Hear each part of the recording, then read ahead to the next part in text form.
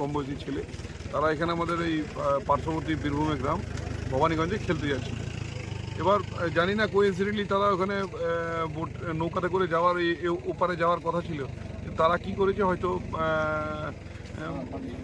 কি বলবো দুর্ভাগ্যবশত তারা নিজে নদীতে পারাপার করতে যায় নেমে পড়ে।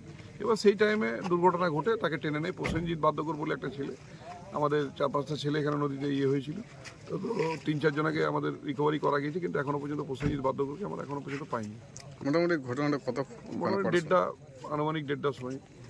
আচ্ছা, প্রশাসন রেস্কিউ টিম? হ্যাঁ, আমরা সঙ্গে সঙ্গে দেনেন দিয়ে আমাদের পাণ্ডবসর পুলিশ প্রশাসন খবর দিই, সেখানে পুলিশ প্রশাসনের টিম তৎপরতার সঙ্গে আসে।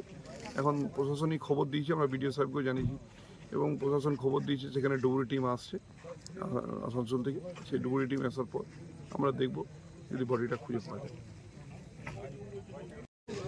ঘটেছিল, আমি যখন এসে দেখলাম দু ভাই ওরা ভেসে ভেসে আসছিল। তো একজন বলছিল যে বাঁচাও বাঁচাও, আমি ঝাঁপালাম, তারপরে কিছু দিয়ে মধ্যে আর পেলাম না। ওরা কোথায় যাচ্ছে? ওরা খেলতে ছিল ভবানীগঞ্জ।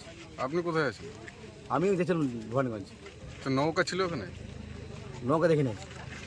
তো কজন যাচ্ছিল ওরা? 5 জন ছিল, 3 জন পেয়ে গেছিল আর দুজন ভেসে ভেসে আসছিল। আচ্ছা, তার মধ্যে কজনকে পাওয়া গেছে? একজন পাওয়া গেছে, একজন পাওয়া যায় নাই।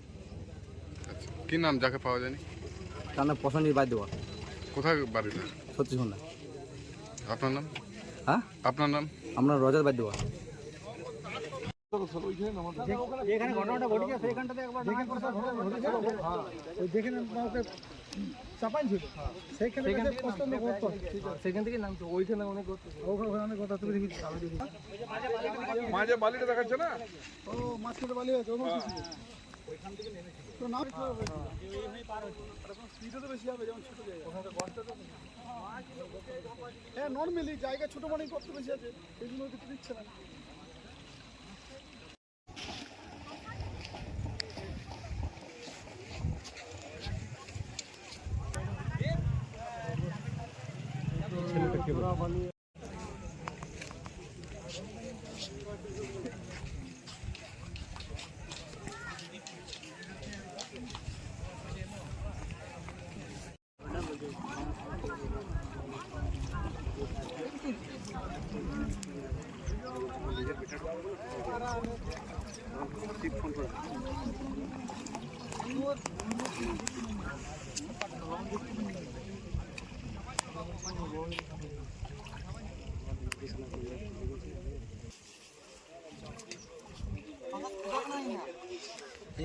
आगे कूद के लगा आगे से वहाँ पर चल चल उधर चल।